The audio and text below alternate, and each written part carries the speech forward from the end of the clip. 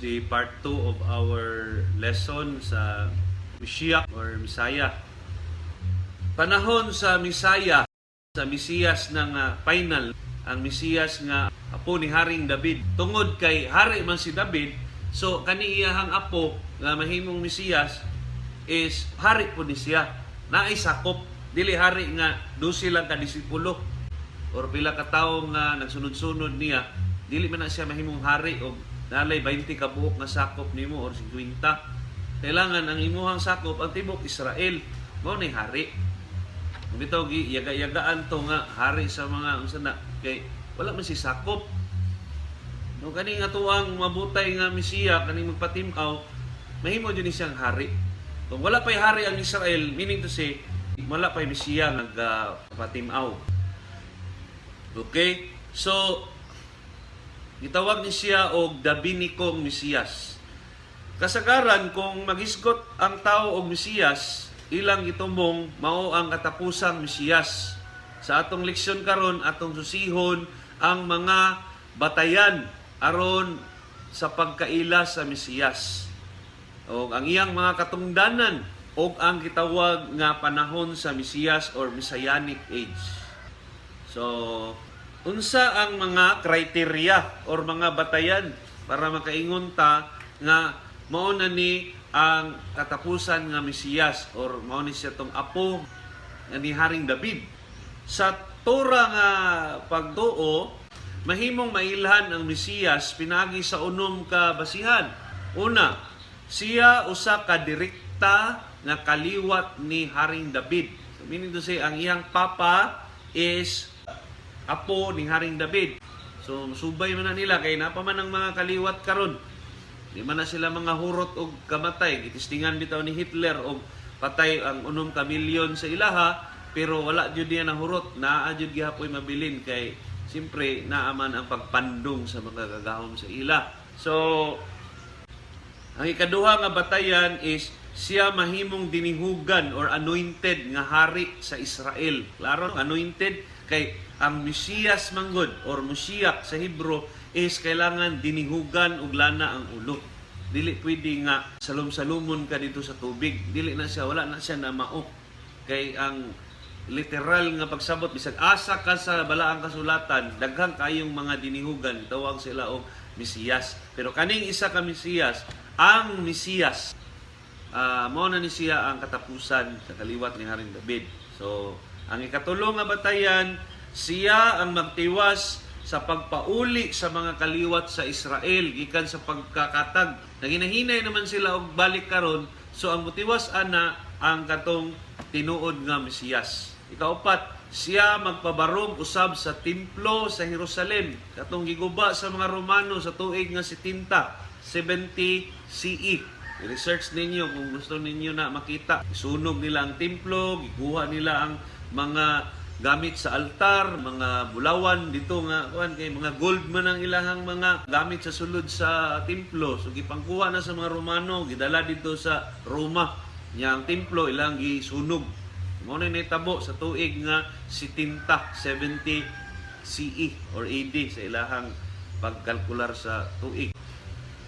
So ang kalima, siya magdala og kalinaw matapos ang tanang gubat. So matapos na ng gubat, wala na'y gubat. Sama sa gingon sa Isaiah 11, wala na'y gubat.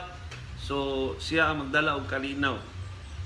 So, katong nahitabo nga gingon nga, naabot daw ang Mesiya, gingon pa sa mga Romano, mao ni siya ang Mesiya, mao ni inyo ang Ginoo ha, o mao na niya itong Ginoo, mao itong ang gipa samba. So, abot pa sabot, ito siya tinuod nga Mesiyas, kay nga naman, wala man niya nadala og kalinaw, wala na himong malinawon ang tibok kalibutan sa panahon nga nabuhi siya.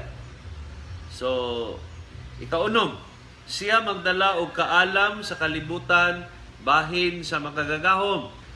Kining unom, dili ni siya sambingay nga mga timailhan or criteria. Kini siya literal, makaplagan, masusi nga kamatuoran. Kini sukaranan lamang sa mga dapat mahimo usa siya madawat isip Mesiyas. So kung mo claim ka nga ako Mesiyas ko, ako anak ko sa makagagahom, para itong na dito sa buntod, Dolores Davao, na iningingon nga siya daw anak sa makagagahom. So kailangan kaning unom naa ni sa iya ha, kunya kay wala man. So kung sa example bagsak tanan nga magpaila nga Mesiyas unya mamatay siya ug sayo wala niya ni nahimo ning unom ka buok, dili gyud na siya tinuod nga Mesiyas. Nya wala pud nakasulat sa balaang kasulatan nga mamatay unya mobalik, wala ingon ana. Kausa ra moagi ang Mesiyas. Natudloan tag sayop, so atuan na siyang i-correct, atuan na siyang pag tuliron ang mga sayop nga gitudlo sa tuwa sa pila ka libo ka tuig na sa tumakatigulangan hangtod karon. So tay unom ka kriteria sa pagpatimailhan kung ang usa ka tao na moingon nga Mesiyas siya.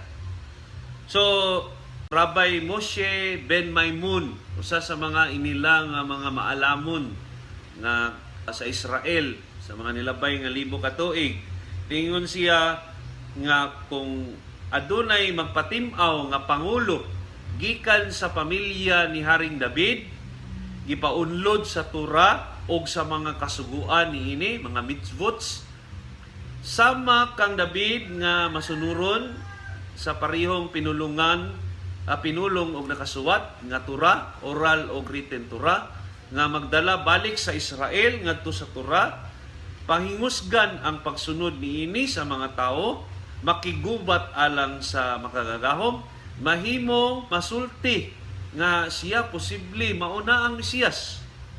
So mo to siya ang criteria 1, 2, 5 ug 6. O kung magmalampuson siya sa pagtukod balik sa templo sa Jerusalem, sa original nga lugar kung asa nabutang ang altar dito sa templo, o mapabalik niya ang mga nadistiyero sa Israel, ang iyang pagka-ila isip Mesiyas kumpirmado na.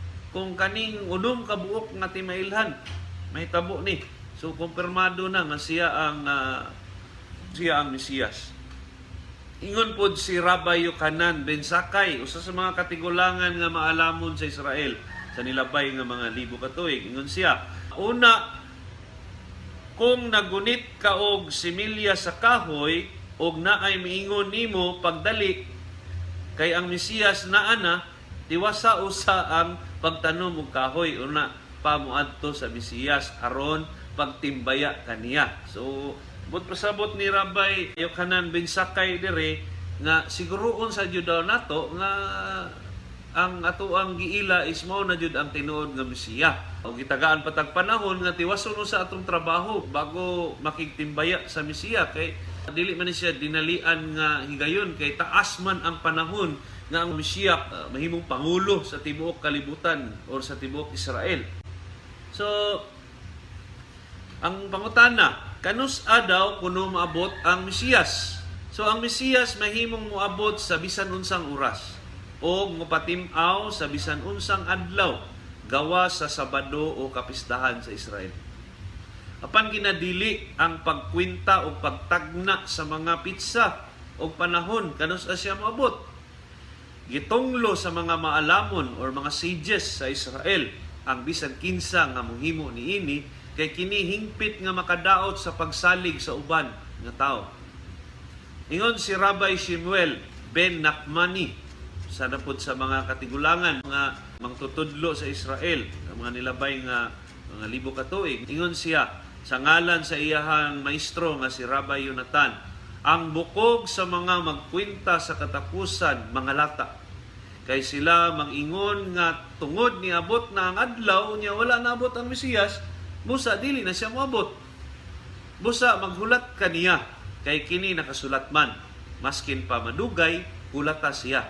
So mao po na ang giingon sa Isaias 30 verse 18. But pasabot ani manggod ni Rabbi Shemuel nga dili ta manggani og ubang tawo nga moingon nga ibaligya na ninyong kabutangan, ibaligya na ang inyong kon kay musaka na tagbukid kay nanang Mesiya, kadaghan na kay na nahitabo nga naay mga pastor muhatag og instruction sa ilahang mga sakop nga ang uban gani magpakamatay kay katapusan na daw ang adlaw. So kanang tanan inatunglo na sa mga katigulangan sa Israel. Wala sila nakauyon ng mga ingon ana nga mga pamaagi sa mga bulaan nga propeta o bulaan nga mga mangtutudlo. So, dugang pa niini ang pagtuon, pagsintro o pag-okupar sa kaugalingon bahin sa Mesiyas. Meaning, mao na lang atong atangan perminti about sa Mesiyas, isip tumong sa espirituhanong tinuhuan, usa ka ginapalikayang buhat. Ang usa ka tawo dili dapat mahilambigit sa agadot. Sa ning agadot, mga Talmudic nga pagtulunan or seksyon mahitungod sa Mesiyas. Or ni sa mga pulong sa Midrash nga nagtuki sa mga hisgutanan bahin sa Mesiyas. Ayaw kini himua nga sentro sa imong pagtagad. Kay dili kini magdala sa tawo og paghigugma og kahadlok sa makagagahom. Usab, ginadili ang pagkwenta sa katapusan panahon sa pag-abot sa Mesiyas. Hinuon paghulat kaniya og tuhui ang kinatibuk ang konsepto nga gipasabot ni Maimonides. Ingon siya, ipasabot nako, ingon si Rambam, Rabbi Moshe ben Maimun or Maimonides or Rambam. So, ang una nga timailhan about sa Mashiach is sa Isaiah 11 verse 1. Ingon dito sa Isaiah 11 versikulo 1, manalingsing gikan sa pamilya ni David o ang sanga mutubo gikan sa ugat ni ini. So, bot pasabot ang Mesiyas magikan sa dugo o ugat ni Haring David. Dili pwede siya nga adapted.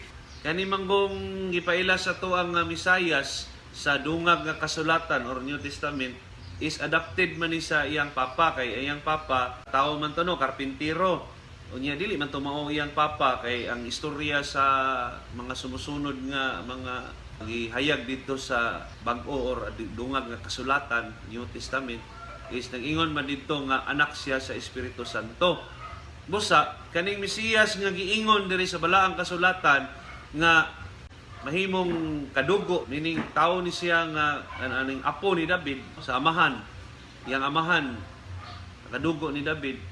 So dili ni siya mo coincide dito sa gina-claim sa mga Romano or sa Christian nga mga pagtulunan nga mao to ang Messiah. Dili man to siya kaning kadugo jud ni sa iyahang papa nga si Jose, kay adapted lang man to siya. So kini usa sa mga daghang bersikulo nga nagpaila nga ang Mesiyas magikan sa pamilya ni David. Sama sa nasulti, dili kini sambingay. Tinud-anay siya nga magikan sa kaliwat ni David. Daghang mga pamilyang Hudyo o Israelita karong panahona nga masubay pa ang ilang kaliwat gikan kang Haring David. Daghan kanilang sa kaliwat ni Maharal o Rabbi Yehuda Louis nga naghimong usa ka inila nga leader sa mga komunidad dito sa Germany, sa Prague, sa tuig nga 1512 ngadto sa 1609. So kaning mga kaliwat ni Maharal o Rabbi Louis, nasubay jud nila ang ilahang kadugo padulong sa kang Haring David o gitawag og Zionic nga kaliwatan. Asa man nato mabasihan kung ang usa ka tawo adunay Jewish ancestry o ang iyang mga katigulangan is mga kaliwat sa mga Israelita or Hudyo. So makita kini sa Numbers chapter 24 verse 17. Sa ingon dinhi, mitan-aw ako sa umaabot og nakita ko ang nasod sa Israel. May musubang nga bituon gikan sa Israel og mutungha gikan sa Israel ang usa ka scepter. Mudugmo kini sa agtang sa Moab og mubuntog sa tanang anak ni Seth. So ingon po dire sa Deuteronomy 17 verses 14 to 15. Inig-abot ninyo sa yuta nga ihatag kaninyo sa makagagahom. Nag-iya ha ninyo kini og puyo kamo didto. Unya inigpili na ninyong hari aron mangulo kaninyo sama sa gibuhat sa tanang nasod nga kasigbit ninyo, kinahanglan nga maoy inyong piliong hari ang tawo nga pilion sa makagagahom. Kinahanglan nga ang inyong pilion inyo rang kadugo. Ayaw gayud kamo pagpili og dili Israelita. Unya ang ingon dire kaning duha ka bersikulo sa Numbers ug Deuteronomy nagsulti nga ang Mesiyas kinahanglan usa ka Hudyo or usa ka Israelita nga madihugan og lana sa ulo isip hari sa Israel. Dapat siya usa ka Hudyo. Ang usa ka Hudyo gibuhit nga tawo sa usa ka Hudyo nga inahan. Para makonsider ka nga usa ka Jewish, kailangan Jewish is Hudyo, pareha lang man na. Actually, ang word nga Jew, it came from the name Judah. Kay sa diha manggong na sakop sa Assyria ang kaning northern part sa Israel, ang nabilin na lang kaning gingharian, ang gingharian sa Huda. Mao na nga tanan nga mga nabilin dito ginganlan sila og Jew from the word Judah. Mao na sila gitawag og Jewish. Nya kung gibisaya pud nato gihimo natong Hudyo. So para daw kuno mahibaw-an nga ang usa ka tawo kaliwat sa mga Hudyo, kailangan mataw siya gikan sa usa ka inahan nga Hudyo. Kita nato na sa Leviticus 24 verse 10 o sa sinulat ni Prophet Ezra chapter 10 verses 2 to 3. So, ingon pa dito nga ang Mesiyas magikan sa kaliwat ni David nga apo ni Huda, ni Judah, Yehuda. Asa man nato na makita sa Genesis 49 verse 10, ingon dito nga ang sitro dili mahibulag kang Judah o bisan ang hariunong sungkod pagasipitan niya kini sa iyang mga tiil hangtod nga moabot ang Shilo o maanaa kaniya ang pagdumala sa katawhan. So means to say nga ang hariunon nga kaliwat naadyod sa kaliwat ni Judah or ni Huda. So, ang Mesiyas kinahanglan magikan sa tribo ni Huda. Ang pagkaila sa tribo, tumingon gani ka, magikan ka ani nga tribo ka ni Huda, tribo ka ni Ephraim, tribo ka ni Levi. So, asam na to na, sa may basihan na to ana nga, kuan ka, dili na siya magikan sa inahan. Kung dili, ang pagkaila sa tribo, mapasa lamang pinaagi sa kaliwat sa amahan. Mao nang giingon sa Numbers 34 verse 14 o Numbers chapter 1 verses 18 to 44 o Leviticus 24 verse 10 gihapon. So noon ay mga basihan kung mingon ta nga usa ka tawo is kaliwat sa Israel, kailangan ang iyang mama Israelita. Kay bisan pa og ang iyang papa Israelita o ang iyang mama dili Israelita, kailangan gyapon siya magpa-convert para matawag siya nga usa ka Jewish.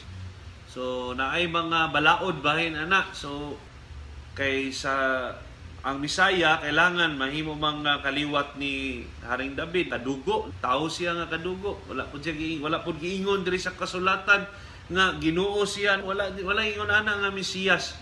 Kay ang Mesiyas, hari, dinihugan. Dili siya pwede nga mahimong Ginoo or Diyos. Dili siya pwede mahimong Diyos. Okay?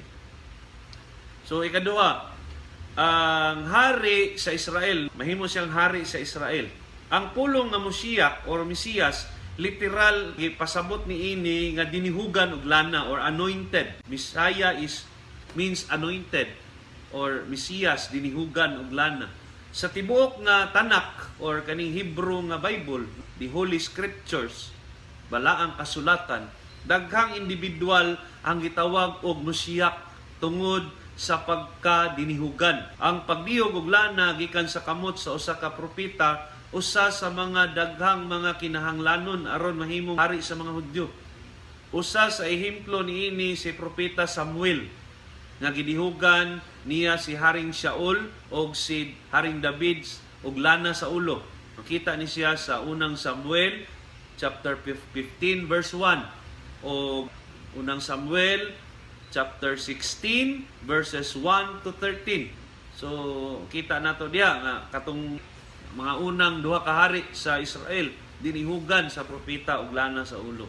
So walay mahimong hari sa Israel nga dili anointed.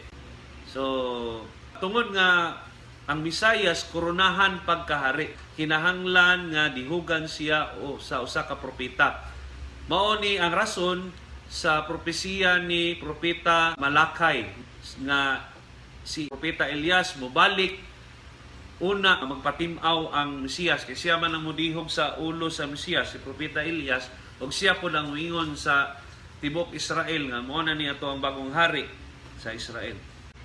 So ang ikatulong criteria or basihan para matawag nato ang usa ka tawo nga Mesiyas is ang nakasulat sa Isaiah chapter 11 verse 12. Sa may giingon diri sa Isaiah 11 verse 12 or Isaiah 11:12, iisa niya ang usa ka bandila aron masayod ang kanasuran nga tigumon niya ang mga sinalikway nga katawhan sa Israel. So siya ra gyapon ang gasalikway, siya pud ang mutigom. Asa man nagkasulat ng gisalikway? Kita na to na sa Deuteronomy 28. Nga iyahad yung gituyo og salikway niya pagabot sa Deuteronomy 30, 2 chapters after iyaha ra pong pabalikon og iyaha ng tawgon nga pinili niya nga katawhan og dili na sila maibot sa nasod sa Israel. Ikaduha nga verso or bersikulo ang Isaiah 27. Isaiah 27 verse 12 to 13. Isaiah 27 verse 12 to 13. 12 ngadto sa 13. Inigabot niya ng adlaw gikan sa Euphrates ngadto sa suba sa Nilo, tagsa-tagsahon pagkuha sa makagagahom ang iyang katawhan sama sa paglain sa trigo gikan sa mga uhay. Og niana unyang adlaw paga tingugon ang dakong trompeta aron pagtawag sa mga nangabihag sa Assyria o sa Ehipto. Mamauli sila og musimba sa makagagahom dito sa Jerusalem sa iyang balaang bukid. So klaro kayo sa mga isulti nga makabalik jud sila sa ilahang nasod nga isaad sa ila o sa ilang mga katigulangan. Napayusa Jeremiah 33 verse 7 ingon diri, ibalik ko ang pagkamauswagon sa Huda ug sa Israel ug ibalik ko sila sa ilang kahimtang kaniadto. So ibalik daw. So kung sila powerful kayo, damhanan kayo sa tibok kalibutan panahon ni Haring David, so mahitabo katong balik sama sa gisulti ni propeta Jeremiah. Ang pagbalik sa mga Hudyong katawhan sa ilang yuta dili lamang lakip sa pagbalik sa himaya sa Israel, apan kinahanglan kini aron mabalik ang propesiya. Ato na discuss sa part 1 sa lesson sa Mashiach nga usa sa mga mahitabo sa Messianic era is ang mabalik ang propesiya. Mabalik naman ang mayorya or kadaghanan sa katawhan sa Israel. So nahitabo na pod nga mabalik na pod ang propesiya sa pagtukod sa templo nga ikatulo. Atong nakita sa nilabay nga leksyon nga ang Mesiyas mahimo nga pinakadakong propeta, apan ikaduha siya kang Moses. Kay nakasuwat man sa Isaiah 11:2-3, ang espiritu sa makagagaho manaa kaniya, dili siya maghukom sumala sa iyang makita o pinasikad sa iyang madungog. Usa sa daghang mga kinahanglanon aron mobalik ang propesiya mao nga ang kadaghanan sa mga Hudyo mobalik na og puyo sa yuta sa Israel. So kani siya propeta ni siya nga ang Mesiyas nga moabot or mapatim-aw is naa siya prophetic abilidad. Mo ning ingon sa Isaiah 11 nga ang espiritu sa makagagahom maguban kaniya nga ang iyahang paghukom o iyahang pagbuhat dili lamang pinaagi sa iyang makita o sa iyang madungog, kung dili pinaagi sa iyahang propesiya. So, ang sunod nga mahitabo is the restoration of tribal identities. Tungod kay naa na may abilidad or naa may abilidad ang Mesiyas sa kaning pagkapropeta. So, gamit kining maong gahom Ang Mesiyas mo paklaro sa pag-ila sa mga tribo sa katawang Hudyo. Labi na gayud ang pagmatuod sa mga Levita or Leviim o kaparian, kuhanin. Kay daghan magud karon nga nagaingon nga kaliwat daw sila ni Levi or mga Levita daw sila. So ang Mesiyas jud ang angayan nga muingon anak pag-abot sa panahon kung kinsa yun ni sila nga mga tao. Ano man, importante manggod ang papel sa Levita o sa mga kuhanim. Kay sila baya ang dumala sa templo. Ang kuhanim, ang kaparian, kaliwat gyapon ni sila ni Levi, pero espesyal ni sila nga kaliwat kay magikan man ni sila sa mga kaapuhan ni Aaron, ang igsoon ni Moses. While ang kaning mga Levita, mahimo ni silang mga personahe sa sulod sa templo. Pero ang himo jud sa mga ritual is ang mga kaparian nga kaliwat sa Levita. Katong ordinaryo lang nga Levita, ang papel adto is musuporta sa mga buluhaton sa sulod sa templo. So sa Malakay chapter 3 verse 3, ingon diri nga muanhi siya sa paghukom sama sa tigputli sa plata. Hinluan niya ang mga pari sama sa pagputli sa plata o bulawan aron maghalad sila sa makagagahom ug husto nga matang sa mga halad. So ang usa sa trabaho sa Mesiyas is iyahang himuong angayan ang mga kuhanim. Ay naghanmanggod mga nagpa aron ingnon nga Levita daw sila. Nya lalo na naa sa Pilipinas, wala may Pilipino nga naibaw-an nato nga tinuod yun nga Levita. Gawas lang kung gikan yun mismo sa Israel. Pero diri na ka natawo sa Pilipinas, nya mo claim ka nga Levita, so medyo alanganin pa na siya. Gawas lang siguro na DNA test. Bisan pa siguro na DNA test, lisod subayon, Pilipino nakalayo naman gud kayo gud. Nahimo na kang anak sa Bulanon or anak sa Cebuano, anak sa Bisaya. So dili na siya dali matrace ba kung kana tinuod yun nga Levita ta. Pero kung dili man gani, di na lang punta mag-assume kay sama ra pod sa namakakta sa tubangan sa makagagahom kung ato ang i-claim nga mauna kita unya dili data kita mo, di ba?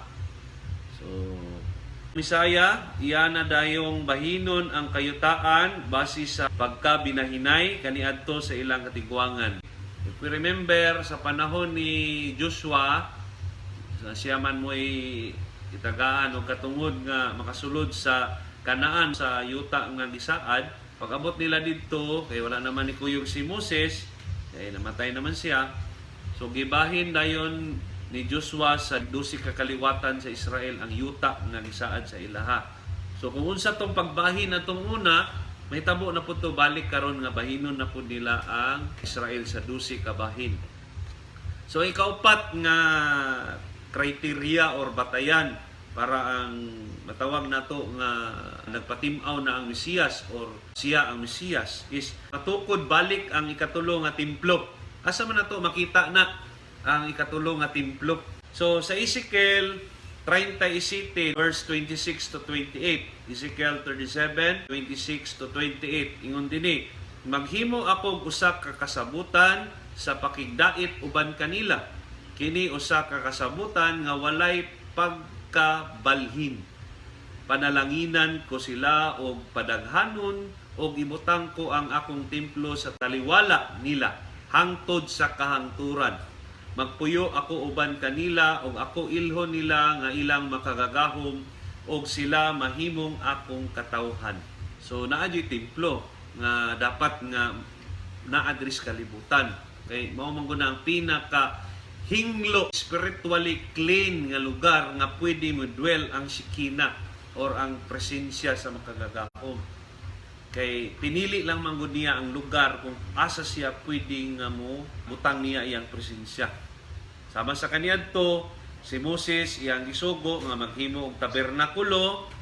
So karon isgutan na pod ni propeta Ezekiel ang pagkatukod sa usa ka templo nga wala na siya pagkaguba hangtod sa kahangturan. So yun diri sa Mika or Mikias 4 versikulo 1, 4 verse 1. So maabot nga mga adlaw ang bukid diin mahimutang ang templo mahimong labing habog sa tanan. Mulabaw kini sa kabungturan ug ang katawhan mag-ambahan sa pag-adto didto. So naadyo templo, dili kay ingon nga naara sa kasing-kasing ang templo. If we study further dito ra, dili na to pwede ingnon nga ang templo naa sa kasing-kasing kay kung ato ang sabtan ang kaning gitawag og Shekina or divine presence, mupundo lang ni siya or mo adto lang ni siya or mabutang lang ni siya sa usa ka hinglo nga lugar. Hinglo nga tawo, hinglo nga lugar. So yun ana, spiritually hinglo, dili nang hinglo nga limpyo lang physical kundi spiritual. Nya kana mong templo, ultimo ang pagtukod ana, dili nila gamitan gani og kaning nagiban nga kaning uthaw. So sa Isaiah chapter 2 verse 3, so umaabot nga mga adlaw ang bukid di nahimutang ang templo, mailhan isip labing labaw nga bukid. Daghang kanasuran ang mag-ambahan sa pag-adto didto ug ang ilang katawhan moingon, manungas kita sa bukid sa makagagahom ngadto sa templo sa Dios ni Jacob aron tultulan kita niya sa iyang mga dalan o maglakat kita subay sa iyang agianan. See? So, dili nang ni siya spiritual nga templo, kundi physical yun siya nga templo, naadyo'y templo. Wherein asa ibutang sa makagagahom ang iyang presensya aron timailhan nga gibalik na niya ang iyahang pagdumala dinhi sa kalibutan presensya niya. Nga nawala sukad nga giguba sa mga Romano ang templo dito sa Jerusalem. So ang Mesiyas muhimo sa pagtukod balik sa ikatulo nga templo. Sumala sa mga detalye nga gipropesiya ni Ezekiel. So makita nato sa chapter 40 to 48. Walo ka kapitulo, walo ka chapter sa Ezekiel. 40 to 48, 40 ngadto sa 48. Gidetalye dito unsaon pag tukod sa templo, kung sa kadako, asa ang lugar sa kuan, yun na ni tanan-tanan nga mga kinahanglan guide sa mo tukod sa templo nga ikatulo na isgutan na siya dito sa chapters 40 to 48. Ingon sa daghang mga maalamon sa Israel, mga sages, mao kini ang buluhaton nga magpamatuod sa Mesiyas. Kung makita na gani nato nga naanay hari sa Israel or pangulo sa Israel tukod sa templo, so kumpirmado na siya to ang Mesiyas. Gawas sa uban nga mga timayla na kay basig na ay magtukod-tukod nga dili siya hari or dili siya wala sa iya hatong dili siya kaliwat ni David, lain siya nga tribo nga magtukod siya og kaning templo, dili gyapon to siya kay na may qualification una tawagon og Mesiyas. Unsa na dire ang paging kaliwat ni Haring David. So ang Mesiyas pod ang mutukod balik sa Sanhedrin or kaning gitawag og Jewish Supreme Court. Supreme Court sa mga Hudyo nga mao'y nagadesisyon sa mga kaso nga paglapas sa balaang kasulatan. May korte para ana sa kaniadtong panahon nga ibalik sa Mesiyas. Mao'y pasiuna sa pagtukod balik sa templo ang Sanhedrin. Sa Isaiah 1:26 ngadto sa 27 ingon dinhi nga ug sama kaniadto hatagan ko kamong matarong nga mga manghuhukom ug mga magtatambag unya tawgon kana usab nga matarong ug matinud-anon nga syudad, referring to Jerusalem. Kay matarong man ang makagagahom, luwason niya ang Sion or ang buntod sa Jerusalem ug ang tanang mga naghinulsol. So luwason ang tanan nga maghinulsol. Diri makakuha ta og pagtulon-an nga ang kaluwasan di ay dili pinaagi sa pagpakamatay sa usa ka tawo para maluwas ang laing tawo. Kita nato sa Ezekiel 18 bersikulo 20, 18, 20 of Ezekiel nga walay amahan nga pwede magpakamatay sa sala sa anak ug wala poy anak nga pwede pakamatyan ang sala sa iyang anak para maluwas. Wala na siya. Ingon dire nga para maluwas ang tao kailangan maghinulsol siya sa iyang sala. So kanang mga gitudlo sa mga Romano ug sa Kristiyano nga pagtulun-an nato, wala jud natunong sa kung unsa ang mensahe sa balaang kasulatan sa mga propeta kaniadto ug mga gipangtudlo ni Moses sa mga Israelita o sa mga katawhan sa kalibutan, apil man ta, except sa kaning gitawag og pagpahuway sa adlaw nga ating panghulay sa Sabado, dili man na iya sa ato sa mga dili kaliwat sa Israel. Ang pagpahuway sa Sabado is iya na siyang timailhan between sa makagagahom o sa mga anak sa Israel. So kita sa Sabado padayon ta nga mubuhat sa to mga buluhaton. So ning panahon na tali sa pagbalik ni Elias o pagtukod balik sa Sanhedrin o katong Supreme Court sa Israel, mibalik ang formal nga simika o rabinikong ordinasyon. Kinahanglan kini sa pagpanerbisyo ngadto sa Sanhedrin kay ang kadina, chain of ordination gikan kang Moses na putol man sa panahon nga gilupig sila sa mga Romano sa tuig nga 358 CE. Unsay nitabo niani sa history, makita man na nato nga gipanggukod nila tanan nga mga mangtutudlo or mga rabay sa Israel og ilang gipangpatay kay dili sila gusto nga mupadayon ang pagtulun-an sa mga Hudyo. Ang ilang gusto nga ang kalibutan mahimo ng Kristiyano nga musunod na sa tinuhuang Romano o muila na sa Ginoo nga or sa Diyos nga ilang ipaila sa atoa.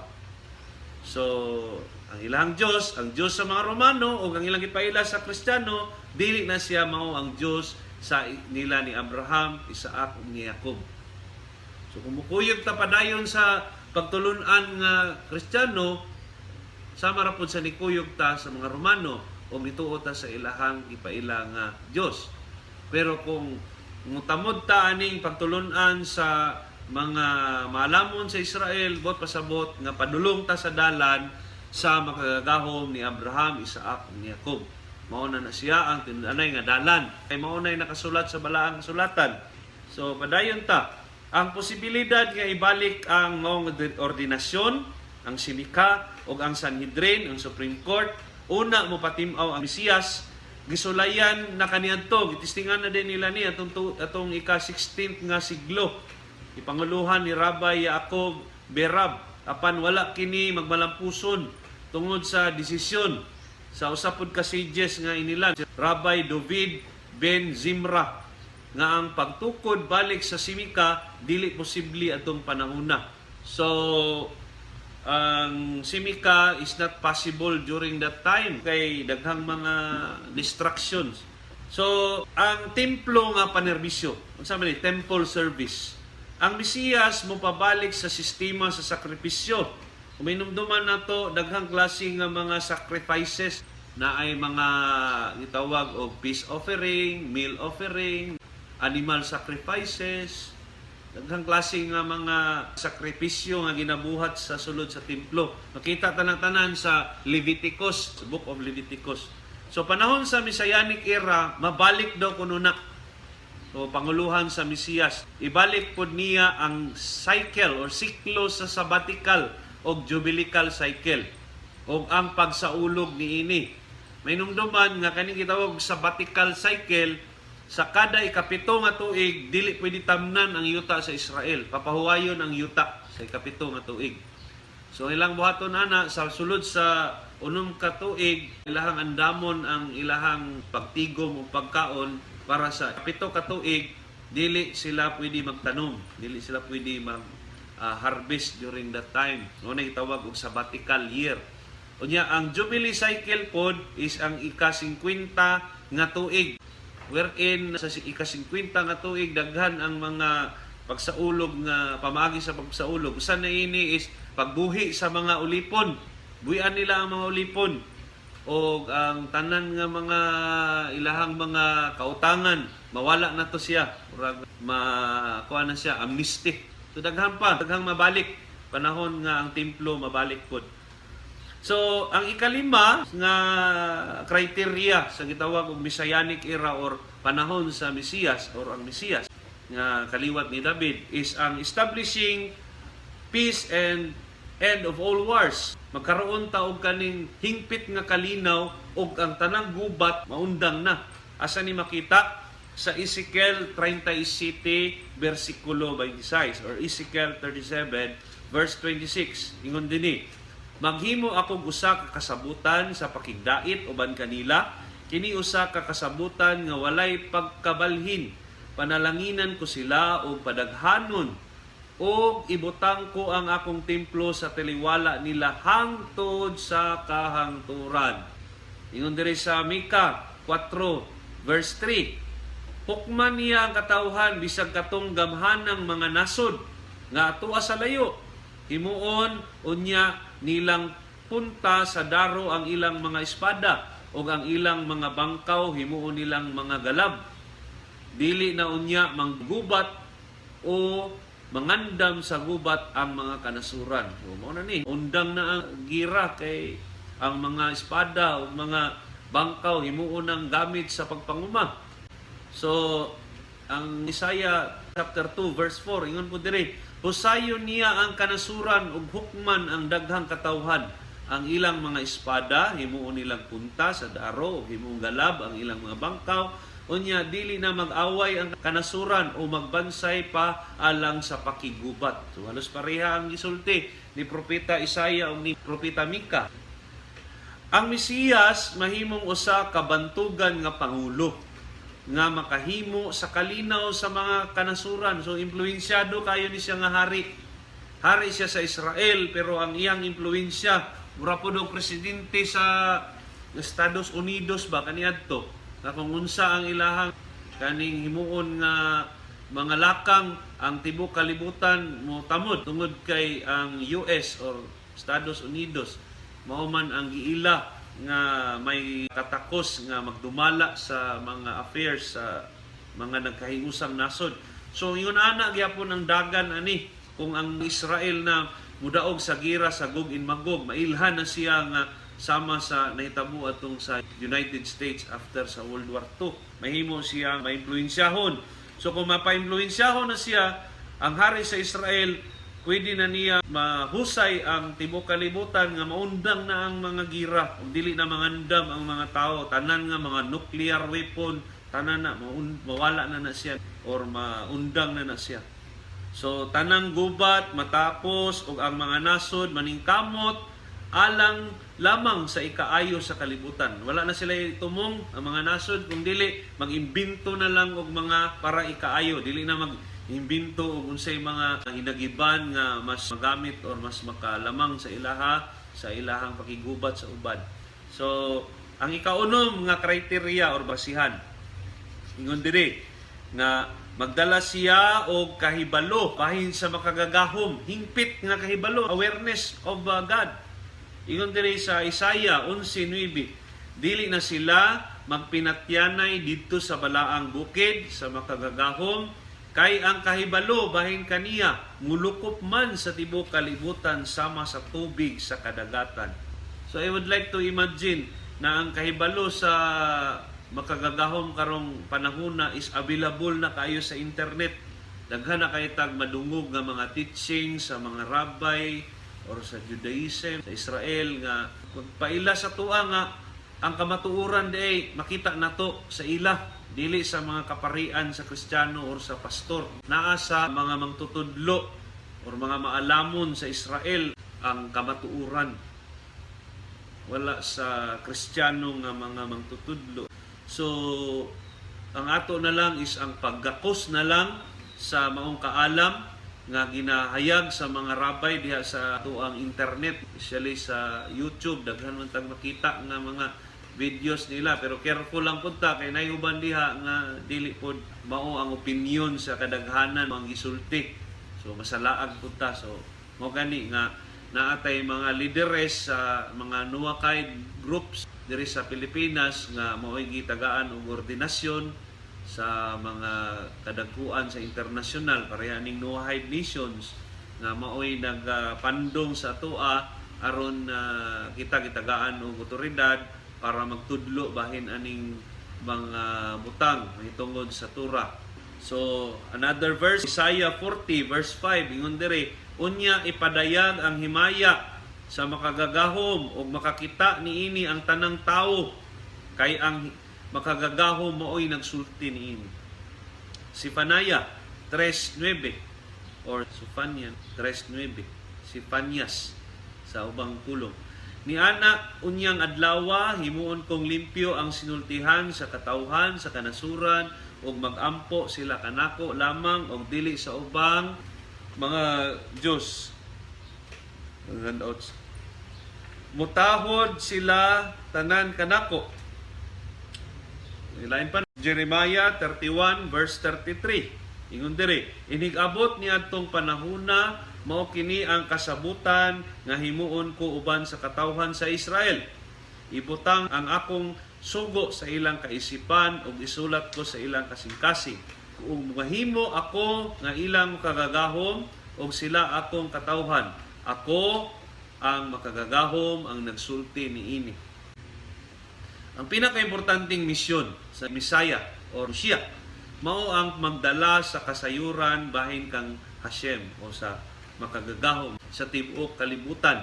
Sa iyang pagdumala dili lisod nga mas makabot sa katawhan sa kalibutan ang langitnong inspirasyon sa taas nga level. Sa iyang pagdumala sa Mesiyas dili lisod kabuton sa katawhan ang langitnong inspirasyon or ang Ruach HaKodesh, or we know that as Holy Spirit. Dili na daw lisod kabuton sa matag tao tungod kay naa naman ang Mesiyas. Then ang pangutana, naa ba batay abilidad or free will, free choice nga mamili sa dautan o sa maayo? Nagyapon tay abilidad nga mamili sa tarong o sa dautan ning mga panahona. Apan tungod sa masayuron naman kita bahin sa makagagahom, dili na nato ikalipay ang maghimo og dautan tungod kay wala man siya benepisyo na makuha nato niini. Makita na nimo ba nga ang mga kalibutanhon nga mga kalipay wala day siya bili pag-abot sa kung masinati na jud nato, makabot na jud nato ang hingpit nga kaalam bahin sa makagagahom. Kaning mga kalibutanhon nga mga dautan nga butang dili na nato kini mahuna-hunaan or buhaton kay di naman ta ganahan kay kamao naman ta kay balo naman ta ug unsa jud tumong sa makagagahom bahin sa atoa. So bisan natay abilidad nga mopili og dautan, murag automatic na nga dili na nato himuon kay kasayuran nato bahin sa tura hingpit naman. Ang tawo niining panahona naninguha na lang sa pagpalambo sa iyang kasayuran may tungod kang Hashem o sa makagagahom o sa iyang tura. Mao na nang nagigirang ikabisihan sa tao. Wala na kayo nang mainggit sa silingan. Dili na taana kay nasayod naman ta bahin sa makagagahom na kanidi ay ato ang pagka materialistic nga atong tumong na lang sa pagpalambo sa ato ang mga kabtangan, magpalambo sa ato ang sitwasyon sa kinabuhi, kailangan madato jud ngunana dili na nato na siya ikalipay kay nasayod naman ta nga dili day na siya mao ang purpose ug nganong naata aning kalibutana. So hisgotanan about conversion kanang magpa-convert ta gikan sa tuang tinuhuan padulong sa tinuhuan sa Israel. Sa dayong pagpatim-aw sa Mesiyas daghan sa mga dili Hudyo, mga hintil ang magdali-dali sa pagpasakop sa Judaismo o kaning tinuhuan sa mga tao sa Israel. Apan kung mapailan na ang Mesiyas sa kaliwat ni David, haring Mesiyas ng kaliwat ni David, dili na mahimong magpa-convert or dili na kinahanglan nga magpa-convert. Ay tanan naman ta nasayod naman bahin sa makagagahom. So dili na kailangan magpa-convert pa sa Judaism. Ang ato na lang himuon is gampanan na lang nato kung unsa atong papel isip binay Noah or kaliwat ni Noah. So ang Mesiyas tao sama kanato na siya'y dugo, na siya'y unod, na siya'y bukog, niya na tao siya gikan sa usa ka ginikanan, pares lalaking babay nga tao. Ug siya mamatay pod. Mamatay gyapon kay tao man siya kaning Mesiyas. Apan ang iyang pagdumala mudunar og taas kayo nga panahon. Kay ang kinabuhi sa tao sa umaabot nga kalibutan, sa Messianic nga kalibutan, sa ulam haba, taas man kayo og abton. Kung mahinumduman na to, ang mga karaan na tong mga figure sa Bible, sila si Noah, sila Adam, niabot og tag almost 1,000 years old. Kay supposedly mao man jud na siya ang abtunon nga kinabuhi sa tao, pero samtang nagkadugay ang panahon, nagkaubos pod ang edad tungod sa mga butang naga-impluwensya sa kinabuhi sa tao, sala, kinaon. So mo na nga may na lang kung ang tao maabot og 60 karong panahon na, pero pag dumala na sa Mesiyas, balik na sa ingon-ana nga pangidaron. So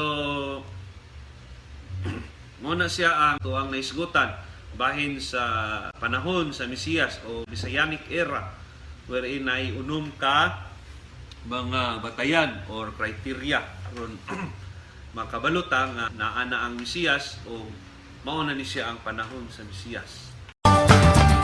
Nations